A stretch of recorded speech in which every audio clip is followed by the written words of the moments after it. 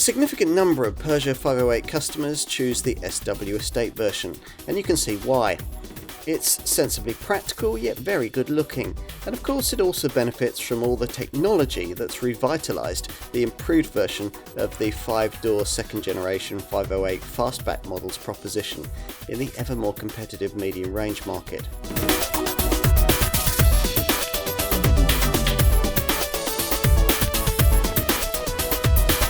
The humble station wagon.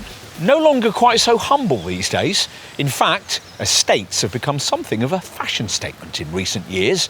You'd choose one over the ordinary saloon model even if you didn't necessarily need the extra carrying space. Most Peugeot 508 buyers do. This R83 era 508 model was first launched in 2018, then updated 5 years on to create the car we're going to look at here in its SW Estate form.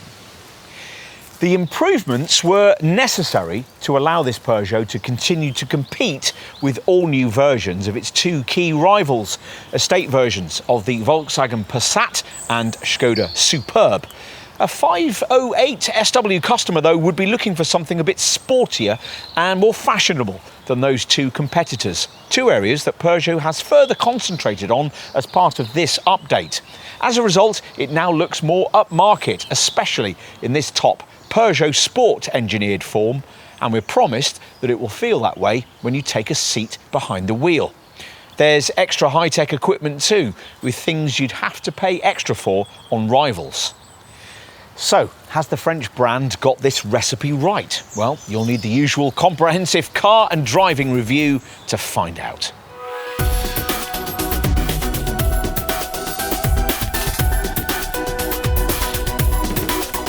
As you'd expect, this SW variant drives just as its saloon stablemate does. There are no significant mechanical updates here, which is actually surprising because on the base PureTech 130 petrol model, we'd expected to see the mild hybrid 48-volt tech lately introduced into this engine in the 3008 SUVs.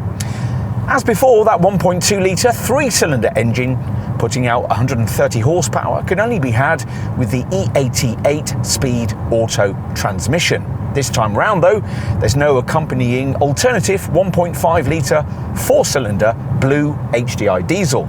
To replace diesel drive, Peugeot can offer you a plug-in hybrid powertrain based around a 1.6-litre petrol turbo engine mated to a 110 horsepower electric motor powered by a 12.4 kilowatt-hour battery, which when fully charged offers an EV range of up to 42.3 miles. That's with the front-driven hybrid 225 model, which delivers a faintly unbelievable set of efficiency stats: 274.8 mpg on the combined cycle and up to 28 grams per kilometre of CO2. Charging from empty to full via a 7.4 kilowatt wallbox takes an hour and 45 minutes. If you want to go fast in a 508 SW hybrid, you'll need the pricey Peugeot Sport engineered 360 horsepower all-wheel drive version we have here, which trims the 0 to 62 mile an hour time to just 5.2 seconds. But what's a mainstream 508 SW like on the road? Well, Peugeot's bold claim at the original launch of this car was that if you drive it, you'll buy it. Don't expect from this that we're looking at a super sharp handling BMW 4 Series Grand Coupe rival here, but you might be surprised by just how crisply the 508 responds. And of course, it's a consummate high-speed cruiser aided by a well-judged, supple, multi-link rear suspension setup. At the wheel of any 508, you're positioned in front of Peugeot's distinctive i-cockpit dashboard layout, which, as usual, sees you looking over the rim of the steering wheel at the instrument dials rather than conventionally through it. And also, as usual, the leather-stitched tiller in question is a small grippy thing which gives you the illusion of greater interaction with the car. And all variants get the usual drive mode system, which adapts steering, throttle and gear change timings to the way you want to drive. Back in the 70s and 80s, big Peugeots used to be known for a very relaxed kind of drive demeanour. Today, though, the brand wants to be recognised as much for driving dynamics, and sure enough, that low-set eye-cockpit driving position and the wrist flick response of the little wheel do give a sporty feel, making you want to explore a handling balance that, in our view, in this class you'd have to be in a BMW to better.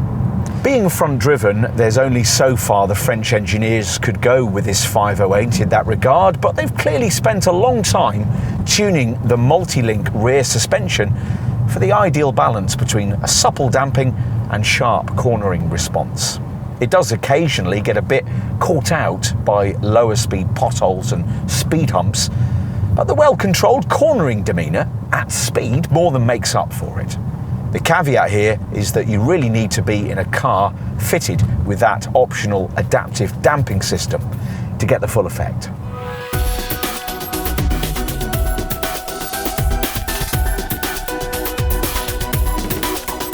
Whatever your preference, fastback or SW, there's a clear desire here from the designers to do something different, which we really like.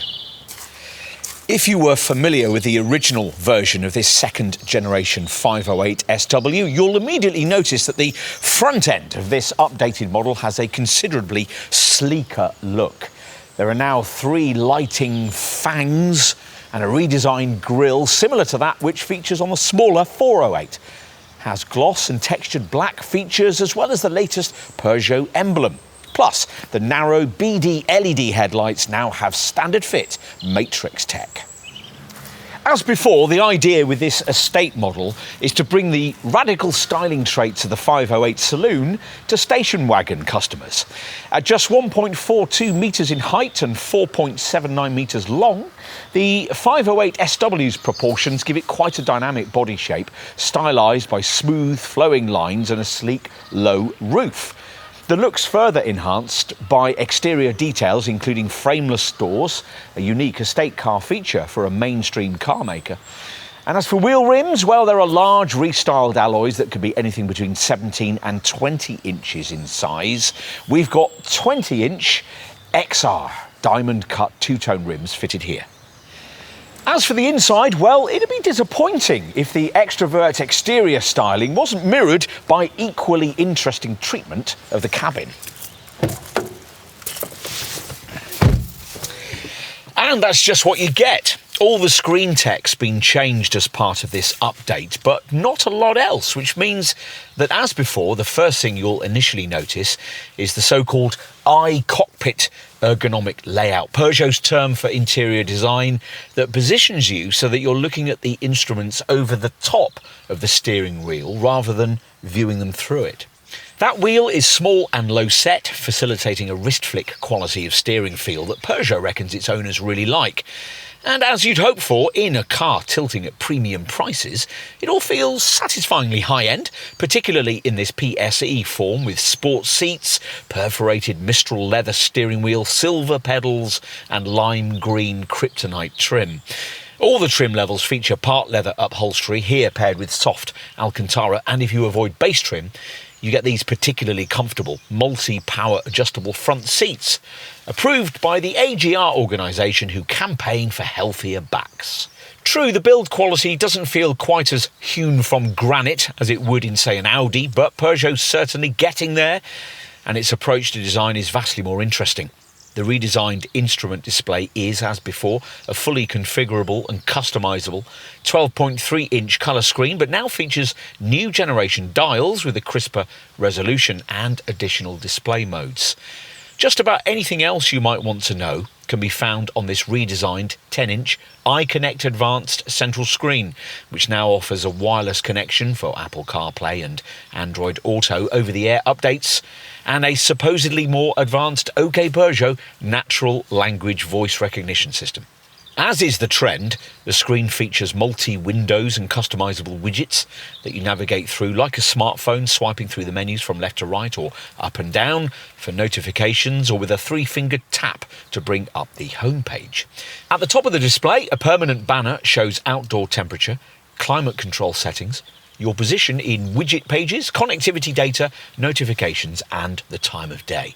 That's all good, but we still don't find this screen as easy to use as the monitors you'll find in premium rivals, nor is the voice control system as intuitive.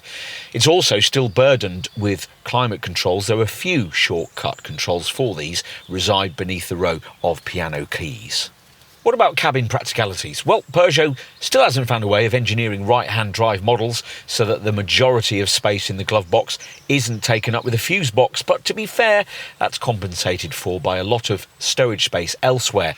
There's 32 litres of cabin storage in total, and quite a lot of it's in this big stowage box between the seats, which has a neat stitched butterfly opening double lid and has 2 USB-C ports, illumination, and 6.4 litres of space. In front of this lies a twin cup holder area that ought to have a lidded top, but compensates with cool lower illumination. To the left of the electronic gear selector, there's a lidded storage area incorporating a 12-volt port and a dedicated slot for wireless phone charging, though on mainstream models you have to pay extra for that feature.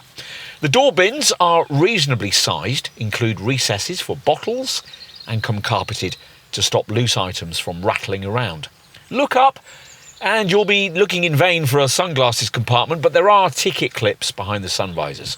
As for all-round visibility from the pleasingly high-set driving position, well, that's okay from the front, despite thick front pillars and small side windows, but your view rearwards is somewhat restricted by the swept-back styling, so you'll be glad of the fact that reversing sensors are standard and you get a rear-view camera fitted beyond entry-level trim. Time to take a look at what's served up in the rear. Now you pull back the long door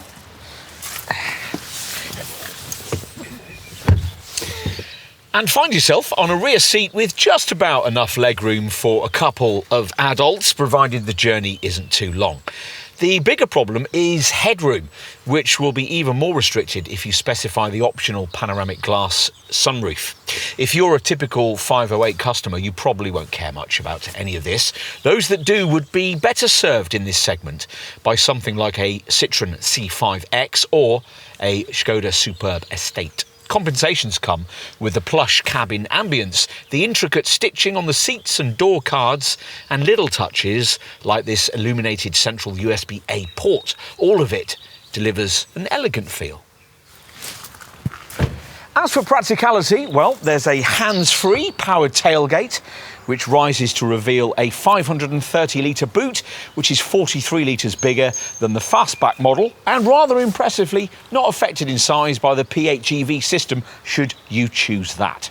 Peugeot's remembered to include a 12-volt socket on the left and a bag hook on the right, and there's a little more space beneath the floor, though only just enough for a charging lead and certainly not enough for any kind of space-saver spare wheel. A ski hatch is provided, but if you need to flatten everything using the magic flat seat retraction catches provided on the cargo bay sidewalls, up to 1,780 litres of space is revealed. That's 243 litres more than you get in the fastback.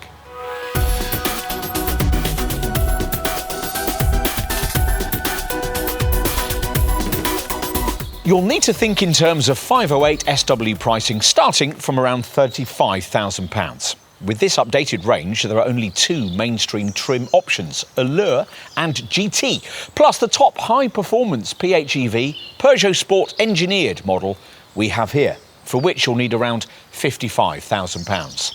All 508 SWs have EAT8 auto transmission, and this estate commands a £1,200 premium over the equivalent fastback hatch body shape.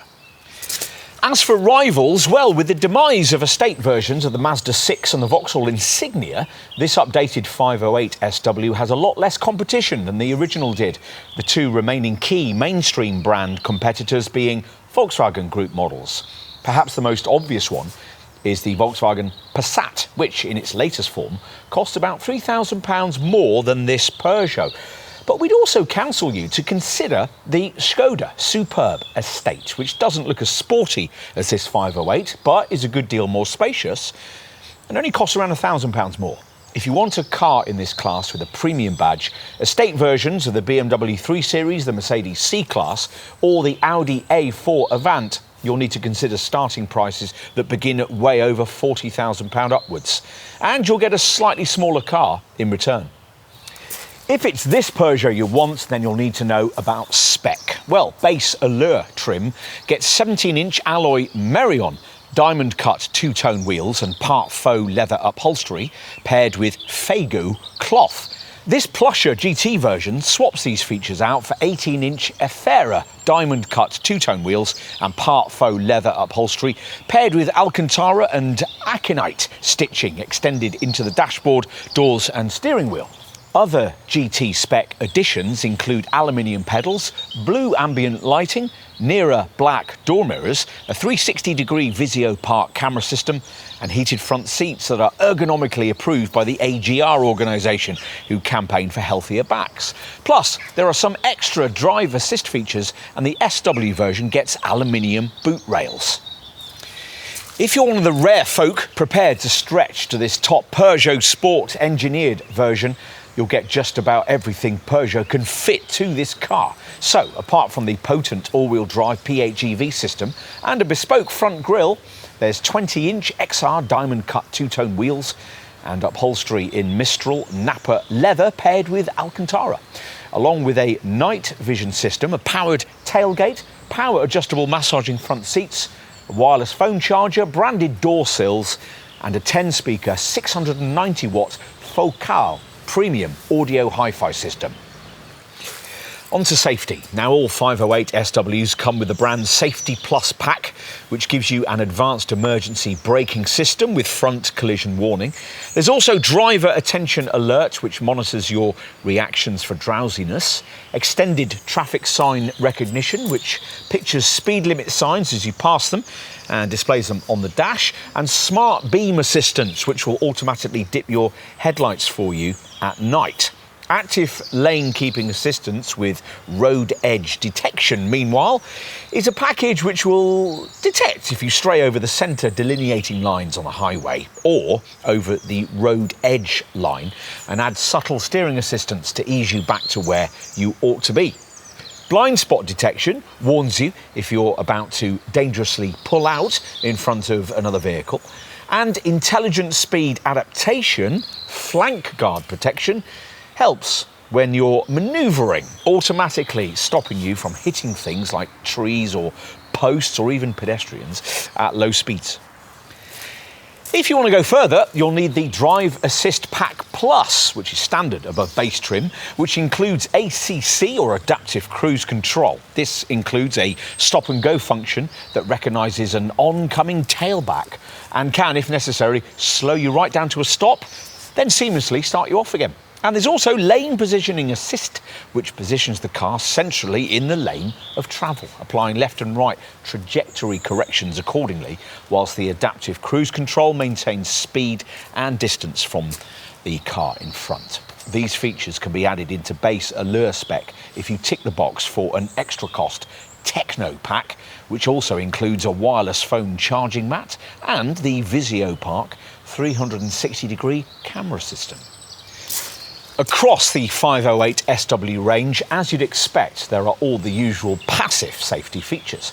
Twin front, side and curtain airbags, although there is no driver's knee airbag, Isofix child seat fastenings, tyre under inflation detection, and an active bonnet that would minimise injuries in a collision with a pedestrian. Plus, there's the usual electronic assistance for braking, traction and stability control. And across the lineup, you get Peugeot's Connect SOS and assistance package that'll automatically alert the emergency services with your exact location if the airbags go off.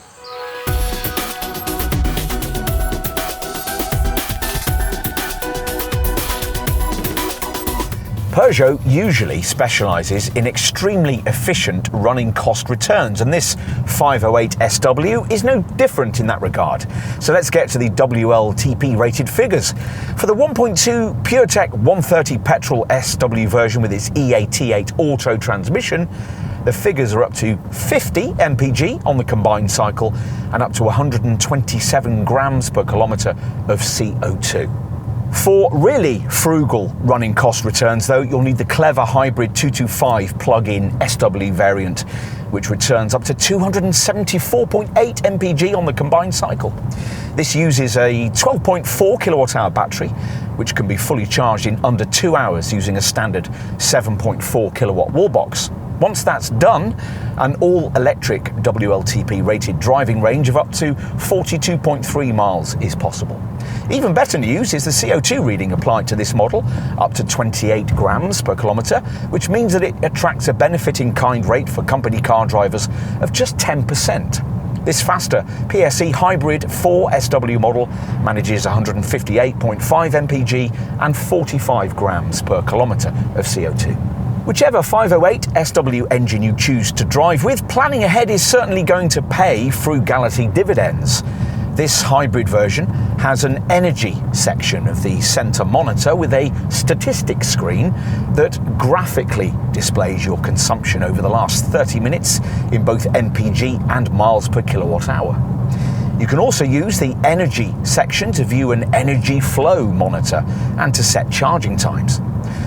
Of course, running costs are about a lot more than just statistical efficiency, so what else are you going to need to know? Well, there's the usual unremarkable 3-year or 60,000 mile warranty, and insurance groupings start at 26E for the PureTech 130 and are pitched at Group 36E for the Hybrid 225. It's Group 42E for this Peugeot Sport engineered model. What about maintenance? Well, owners can opt to purchase any 508 SW with a single service plan to cover all essential maintenance. Service intervals are every year or 20,000 miles.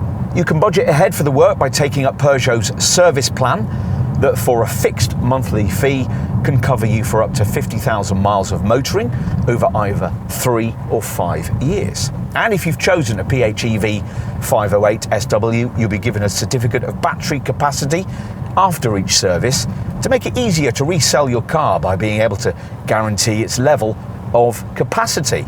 The battery in question, by the way, comes with an 8-year, 100,000 mile warranty for 70% of its capacity.